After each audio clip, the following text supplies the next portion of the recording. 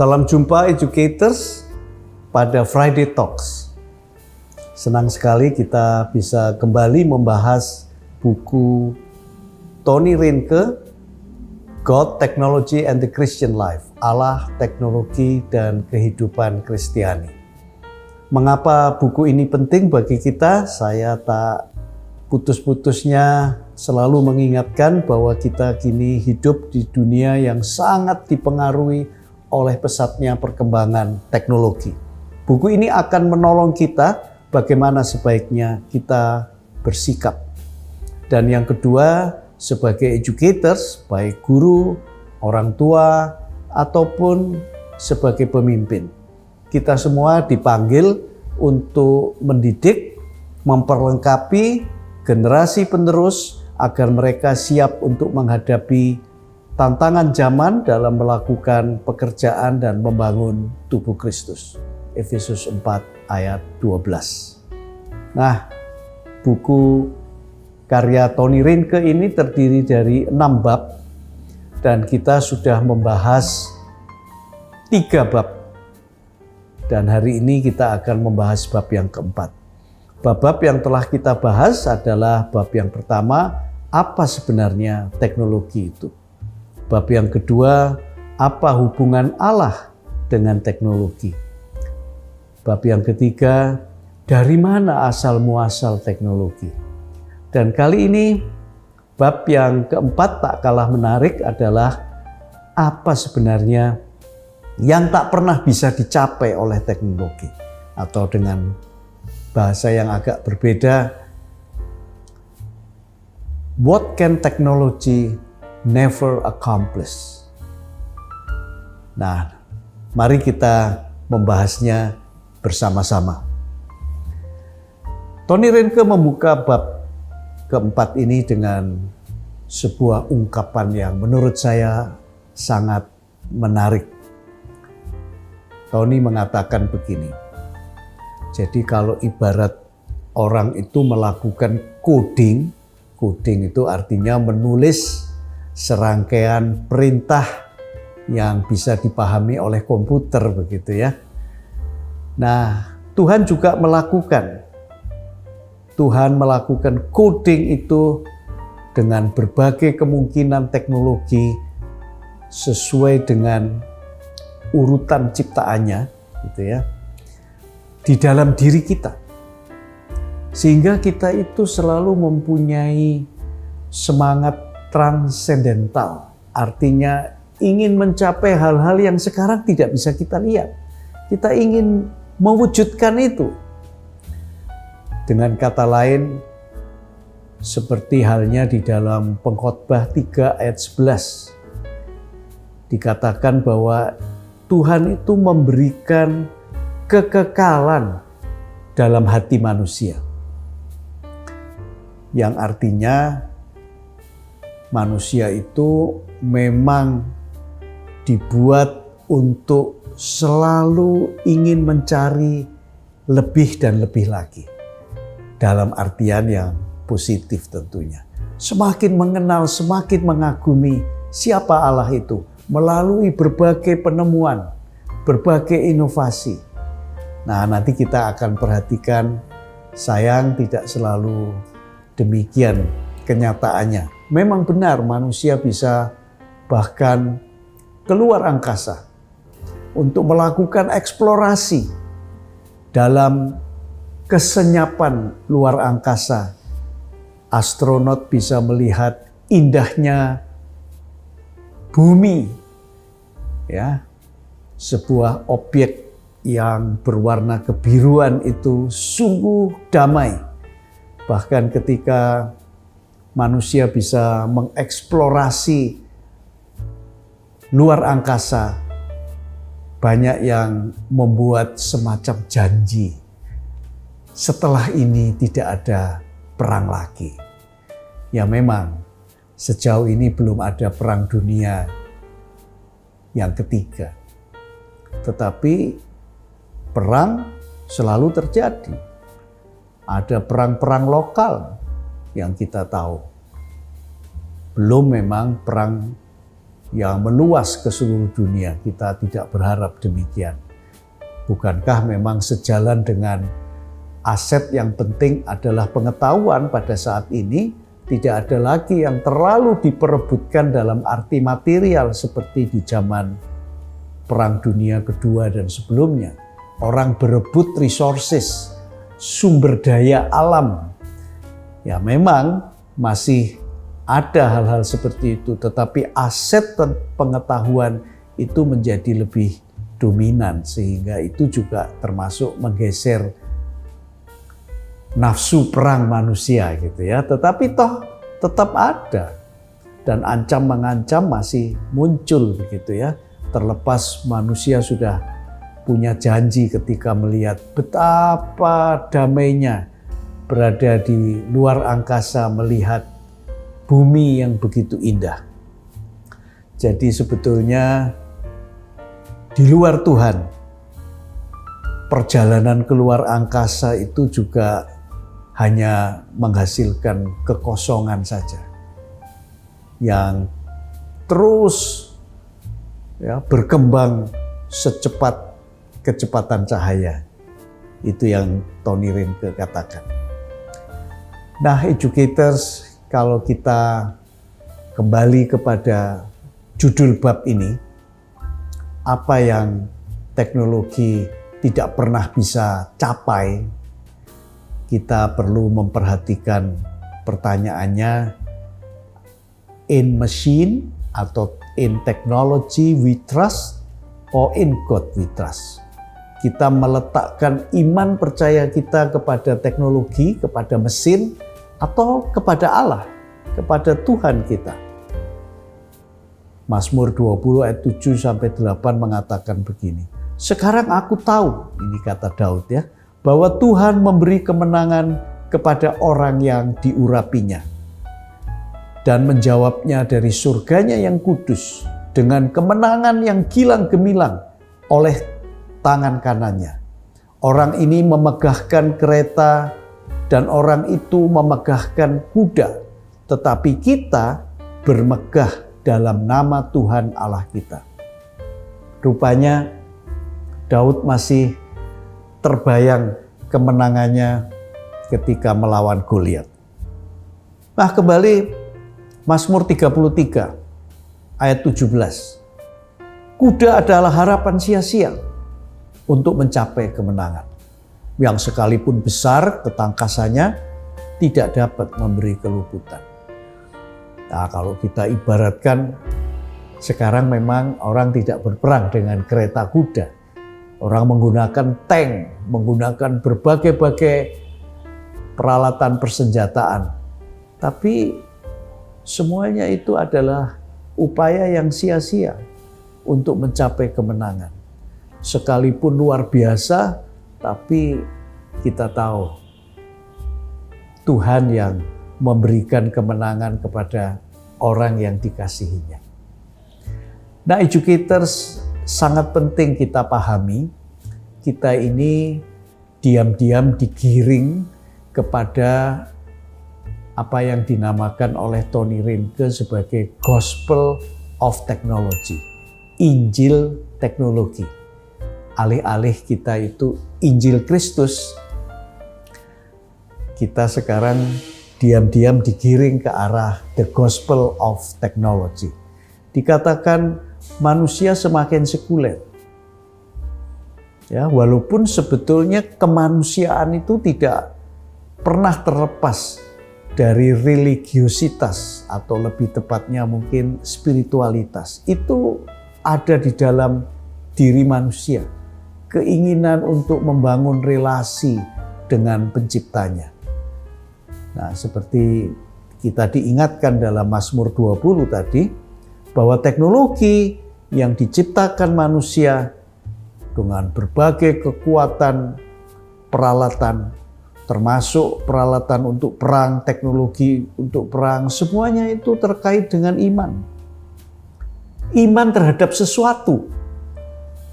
Teknologi mencari celah untuk mengisi kekosongan spiritualitas dalam kehidupan kita manusia. supaya kita merasa aman. Kalau membawa senjata rasanya ini semuanya jadi lebih aman. Bukankah di negara-negara tertentu diizinkan membawa senjata untuk membela diri? Tapi kenyataannya keamanan tidak terjamin, bukan? Dan dalam segala harapan dan aspirasi yang luar biasa, teknologi modern itu akhirnya seperti menggemakan kembali keilahan Babel yang bisa seolah-olah memperbesar ya, beberapa kali apa yang kita kenal dengan Injil teknologi itu. Nah, semakin itu didengung-dengungkan dewasa ini. Nah, menurut Injil dalam tanda kutip teknologi, tidak ada manusia yang berdosa. Itu hanya halangan saja untuk membuat manusia semakin maju. Jadi perjuangannya itu adalah mengontrol diri sendiri. Lalu akhirnya semuanya menjadi berpusat pada diri kita. My image, my body, my gender, my living space, my sex expression, my lifespan, my productivity, my potential, semuanya saya, potensi saya, kehidupan saya. Bukankah itu yang menjadi human centered yang sekarang selalu didengung-dengungkan? Seolah-olah kalau kita bisa bertumbuh, berkembang, itu karya kita sendiri. Padahal itu adalah anugerah Tuhan. Jadi dengan adanya ilmu pengetahuan, sains, yang memerdekakan kekuatan-kekuatan baru yang justru menghancurkan kehidupan. Mimpi-mimpi baru untuk bisa jadi manusia yang abadi. Itu yang menyebabkan kita off track sebetulnya ya. Nah, kenyataannya apa? Ya, yang bisa dibuat manusia adalah senjata-senjata pemusnah. Nah, itu yang semakin populer dan menghasilkan uang, menghasilkan keuntungan. Para pakar teknologi mengatakan, we don't need someone who has died to defeat death. Dengan kata lain, mau mengingkari karya Kristus di atas kayu salib yang telah menebus kita. Ya. Yang kita perlukan itu adalah orang-orang ahli-ahli yang bekerja di lab, di laboratorium-laboratorium untuk menghentikan kematian atau jam kematian itu di dalam sel-sel tubuh kita. Itu mau diusahakan memperpanjang hidup kita. Itu sih cita-cita manusia gitu ya. Jadi dikatakan penyelamat kemanusiaan itu ya manusia itu sendiri. Lalu lebih lanjut ada semacam pemahaman we need no gods. Kita tidak membutuhkan Tuhan atau Allah-Allah apapun begitu ya. Itu kuno. We need engineers. Kita membutuhkan rekayasawan. Nah, kita sudah hampir berhasil berada di ujung keberhasilan untuk penyelamatan kita sendiri. Dengan pemahaman ini, ya, kita sampai kepada satu lingkaran penuh gitu ya, untuk menentukan kita bisa berdiri tegak seperti puncak Babel. Ya, dengan cara berpikir kita bahwa kita akan menghasilkan orang-orang yang super, yang siap untuk seolah-olah bisa menggempur langit dan mengalahkan Allah yang tidak kita perlukan itu. Betapa pongah congkaknya manusia. Walaupun mungkin tidak terang-terangan dikatakan, tapi sikap hatinya seperti itu. Nah, kalau Allah tidak lagi di pusat kehidupan kita, ya, maka kita tidak bisa berharap teknologi itu sebetulnya adalah anugerahnya. Hanya kalau kita meletakkan Allah sebagai pusat hidup kita, maka teknologi itu adalah a great gift, anugerah yang luar biasa. Tapi kalau kita menganggap teknologi itu juru selamat, ya kita sudah hilang. Ya, you are lost dikatakan begitu. We are lost. Kita sudah lenyap dengan khayalan kita sendiri. Jadi manusia selalu berharap dengan kehebatannya itu, diam-diam sebetulnya dia sujud menyembah pada ilah baru yang namanya teknologi. Dan kenyataannya teknologi tidak bisa memuaskan hatinya. Tidak bisa pernah menyelesaikan persoalannya. Dan Kristus tahu ini. Tuhan Yesus ketika datang ke bumi, dia tidak menjadi seorang saintis. Dia tidak menjadi seorang astronom, tidak menjadi inventor. Ya, Tuhan berinkarnasi tidak untuk membuat kita kagum. Wow, ada sesuatu yang luar biasa dengan alat-alat atau gadget-gadget yang baru, bisa saja Tuhan membuat itu. Dia tidak datang untuk menegakkan ilmu pengetahuan, tapi dia datang supaya dia disembah oleh para ilmuwan. Seperti halnya Yesus disembah oleh para Majus, orang-orang yang luar biasa pada zaman itu ya. Mereka adalah saintis sebetulnya. Dia datang untuk memberi kita hadiah yang luar biasa. Kemampuan kita untuk menciptakan teknologi. Tapi bukan itu yang utama. Dia datang untuk memberikan dirinya sendiri. That's the greatest gift. Ya, dia datang sebagai juru selamat. Itulah Tuhan kita. Jadi educators, kita tahu God deposited a wealth of innovations. Jadi Tuhan meletakkan semangat jiwa inovasi yang sangat kaya dan potensi-potensi penemuan teknologi di dalam alam ciptaannya ini. Tapi bukan dengan maksud mengarahkan kita pada pencobaan atau jatuh di dalam hal-hal yang tidak diinginkan. Tapi sebetulnya to reveal what we most love. Ya, untuk menunjukkan apa yang paling kita inginkan, where we place our greatest trust. Jadi Tuhan menginginkan kita bisa secara tepat meletakkan iman percaya kita itu kepada siapa. Teknologi seharusnya semakin membuat kita kagum pada Allah yang mampu menciptakan saintis, mampu menciptakan rekayasawan, mampu menciptakan kita yang sanggup berpikir, bukan hanya menemukan tapi juga mengadopsi, mengadaptasi, menggunakan, memanfaatkan berbagai temuan itu.